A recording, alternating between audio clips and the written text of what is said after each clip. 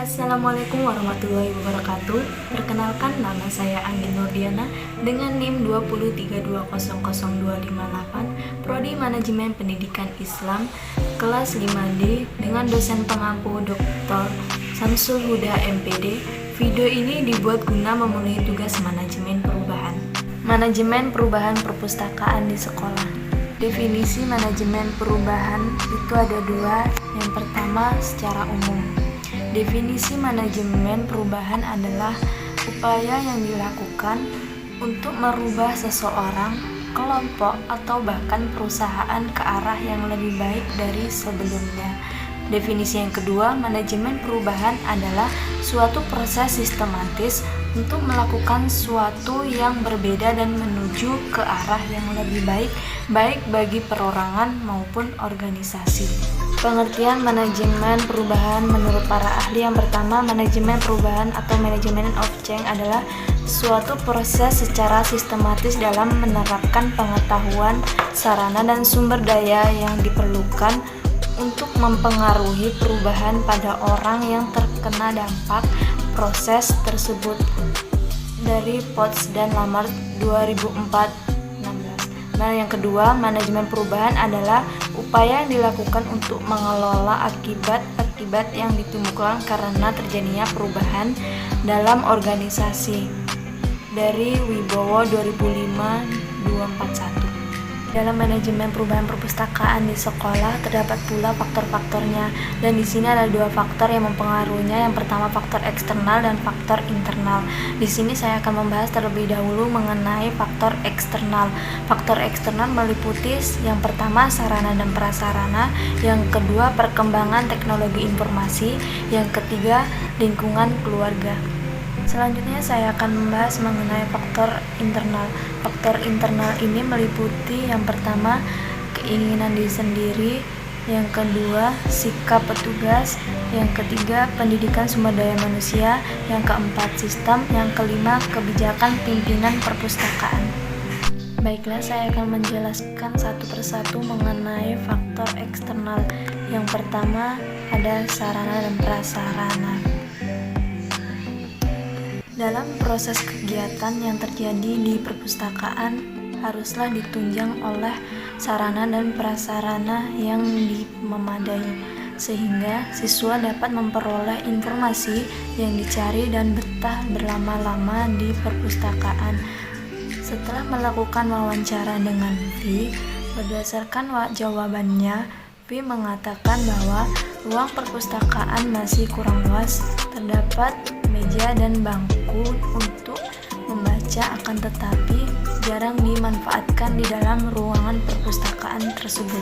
Yang kedua, ada perkembangan teknologi informasi.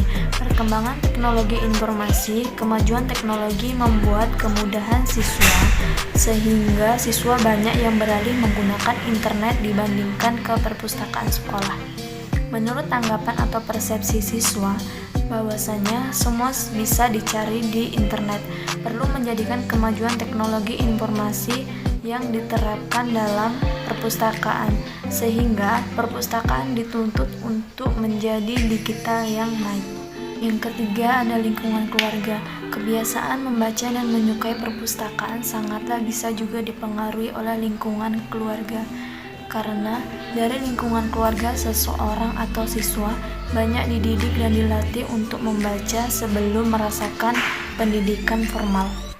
Dari lingkungan keluarga, contohnya dari sejak dini sering dibawa ke toko-toko buku dan keluarga memujuk untuk membaca bersama-sama.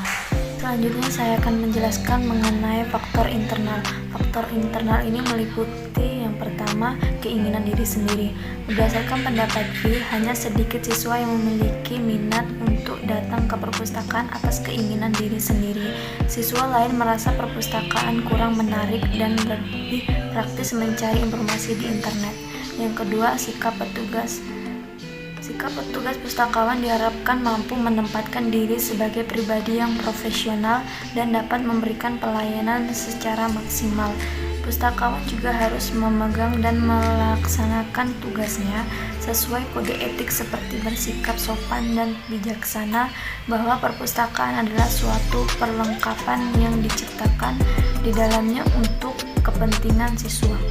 Yang ketiga ada pendidikan sumber daya manusia. Perubahan pengelolaan pelayanan perpustakaan akan signifikan apabila dimulai dari perubahan sumber daya manusia atau pengurus perpustakaan. Mereka adalah pelaku utama perubahan perpustakaan. Lambat berkembang antara lain pola pikir, perilaku, dan kinerja sumber daya manusia. Pustakawan tidak berubah. Yang keempat ada sistem perpustakaan. Saat ini sudah mulai canggih dengan adanya alat untuk mencari nomor panggil atau mendapat buku dengan mudah, sehingga memudahkan perpustakaan atau siswa SMA untuk mencari buku di perpustakaan. Yang kelima ada kebijakan pimpinan perpustakaan. Perkembangan serta perubahan yang terjadi perpustakaan dipengaruhi oleh situasi yang berkembang di sekolah. Oleh karena itu, seorang pimpinan perpustakaan harus mampu menerima dan beradaptasi di tengah situasi perubahan perpustakaan. Selanjutnya ada proses perubahan. Proses perubahan manajemen perpustakaan terjadi melalui monitoring atau penataan terhadap perubahan terencana atas kebutuhan atau masalah siswa yang dirasakan. Itu telah diatasi. Faktor pendukung yang dapat diambil dengan cara diamati sebagai perubahan terencana.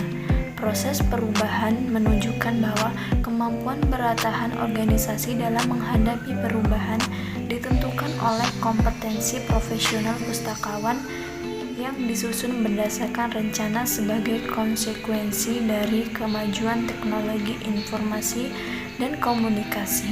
Selanjutnya ada model manajemen perubahan perpustakaan di sekolah. Model ini menggunakan model sistem. Model ini yang dapat menjelaskan secara global termasuk perubahan yang berkaitan dengan pertanyaan mengapa, bagaimana, dan apa yang diubah. Dan terdapat pula pendekatan manajemen perubahan perpustakaan. Perubahan perpustakaan bisa terjadi karena keterlibatan yakni konten dan proses. Konten adalah apa yang diubah dalam perpustakaan, sedangkan proses, bagaimana perubahan perpustakaan dilakukan.